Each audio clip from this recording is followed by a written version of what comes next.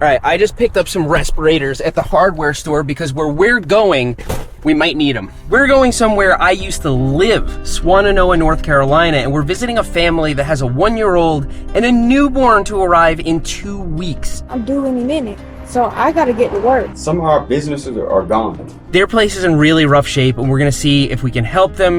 And I spoke to Jamal, who's helping organize some of these efforts. He had this to say about what workers are dealing with in Swannanoa. The dust there is so bad. A lot of people are coming down with the condition that you only see like in Arizona, valley fever. Everybody got sick. Everybody is down with whatever it is from that dust. We don't know what's in it. All of those chemicals seeped into the mud. By 7 p.m. tonight, these tents are going to house workers who are helping people save their homes. And every day they're going out to some of the worst affected areas, shoveling mud out of people's homes, ripping out insulation. Anything they can do because none of these people have flood insurance, and now they need to hold on to anything they have. Oscar, we got work to do.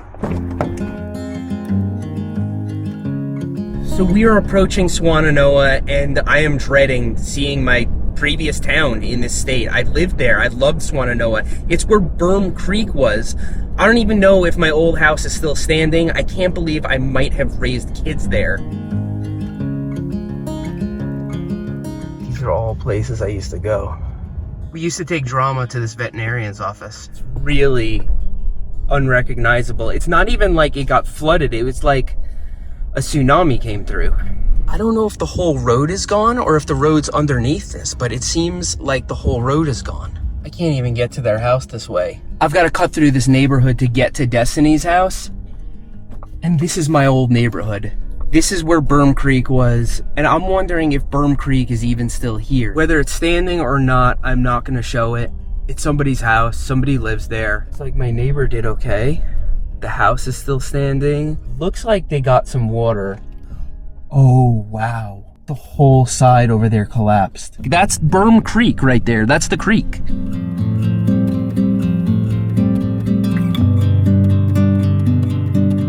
Okay, we're coming up on this place. Tried to get in the car that morning and we tried to leave. We got a mandatory evacuation order. Me, I'm pregnant. I immediately start freaking out like, so you're just telling me we're gonna die and there's nothing we can do? So were you here for the whole storm? Yeah. And my doctor with the pregnancy was like, we don't want you in Swannanoa.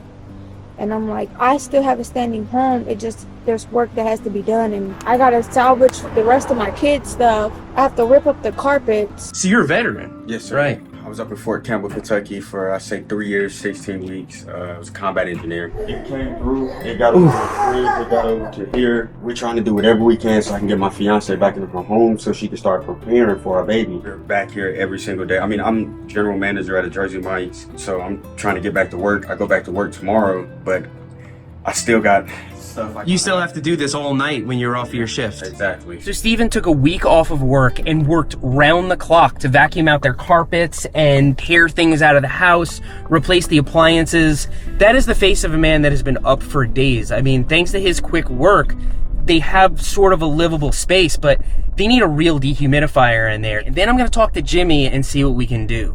Please have dehumidifiers.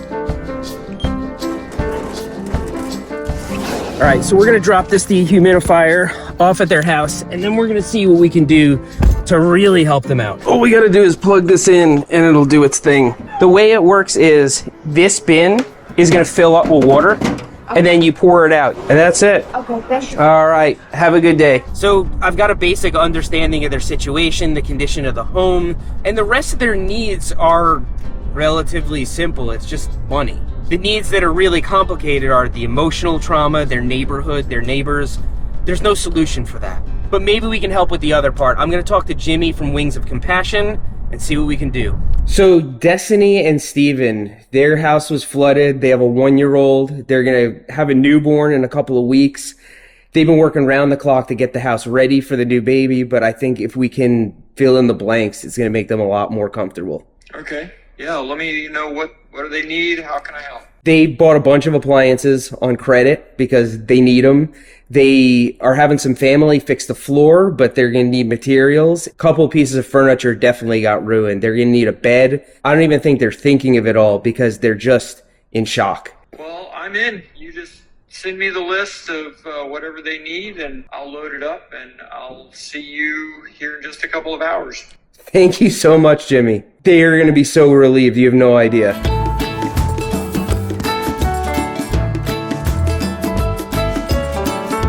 So Amy and I went to Sam's Club yesterday and got a bunch of the big stuff. They lost a bed, and so that's in the trunk. And then Jimmy's got the rest of it.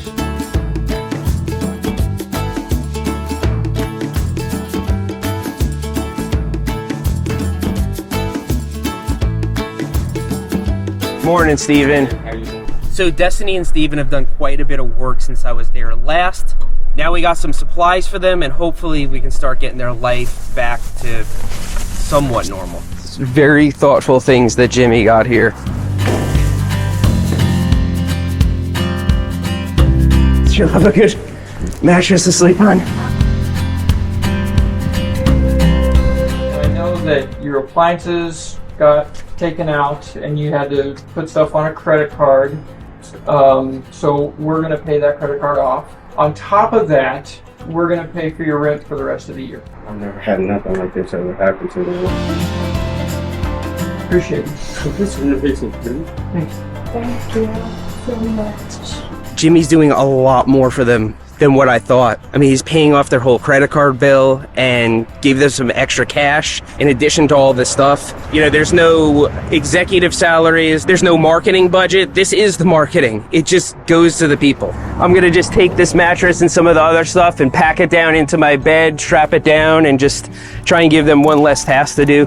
Thank you guys for what you've come out and done for this community. It has been a pleasure to be able to serve. Thanks, Jimmy. Thanks, man. We'll see you guys later. So it's true that Jimmy didn't have to fly in here to do that, but he did because so many thousands from his audience, my audience, Sean's audience have donated, and he wanted to show where the money is going. So with that first family, you can see the money at work. And so if you want to support Jimmy, if you want to support Wings of Compassion, I put a link down below. You'll know that all your dollars are going to help people. So this is the second to last errand of the day. I've got to drop all this garbage off at the transfer station, and then I promised we would end this on a high note. Now, if you remember at the beginning of the video, I was talking to Jamal at Calvary about those workers that are saving people's houses in places like Swannanoa. They're staying at that church over there, working in terrible conditions during the day, but they're doing it out of the goodness of their hearts. They're doing it to help people. And so the least we can do is bring them an awesome dinner, and I know just the person to prepare it. So what do we got here? These are 8-ounce Wagyu smoked burgers. Oh man, that is awesome. So good, man. Oh, they're gonna love that. That's gonna be a morale booster for sure. Yes. Just in case they want cups, and then we can't forget the Tates. I brought it near the tents over there. Yeah, perfect. There's more than enough. Freaking awesome. So I get to go home now and have a nice dinner, spend some time with my family, hang out with my little 1-year-old who just started walking, and they're all still there at the chapel. Everybody I saw first thing in the morning is still there doing their thing. They are working tirelessly, and all I did was drop off some food. It's been a couple of days now, and I can't get the pictures of Swannanoa out of my mind. That's a place I used to live, and to see it in that state and to see what's happened to so many of my previous neighbors is really jarring, to say the least. Now, Jimmy and his charity, Wings of Compassion, have a lot more people to help, and he's going to. He flew out for this one to show his audience what is being done with their money, but he's moving on to other residents, businesses, and if you want to support his charity, where the money goes directly to the people in trouble, not to salaries, not to marketing, YouTube is the marketing. At this phase in the recovery, people don't need the supplies anymore. They need help. They need help getting their lives back in order. They need help paying for groceries because they haven't been able to work for the past 3 weeks. In the case of Destiny and Steven, Wings of Compassion was able to help them get their lives back on track, but the emotional trauma is not going to be something that's going to be easy for anybody to recover from. And so I'm just glad that we can make something easier. Again, I'm so very thankful that I have such a generous audience who cares so much about this little region and wants to help. I'll update you on the recovery around here at some point. Thanks for riding with me today, and I'll see you next time.